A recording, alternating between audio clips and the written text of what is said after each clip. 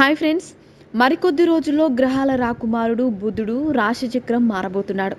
ప్రస్తుతం మీన రాశిలో ఉన్న బుధుడు హోలీ తర్వాత మేషరాశిలో ప్రవేశించబోతున్నాడు.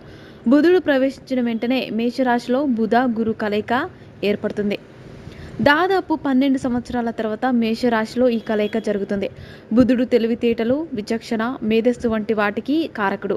మార్చి 26న మేషరాశిలో ఈ రెండు గ్రహాల కలయిక వల్ల ఏ రాశి వారికి అదృష్టం ప్రకాశిస్తుందో ఇప్పుడు చూద్దాం. సింహరాశి. బృహస్పతి బుధుల కలయిక సింహరాశి వారికి ప్రయోజనకరంగా ఉంటుంది.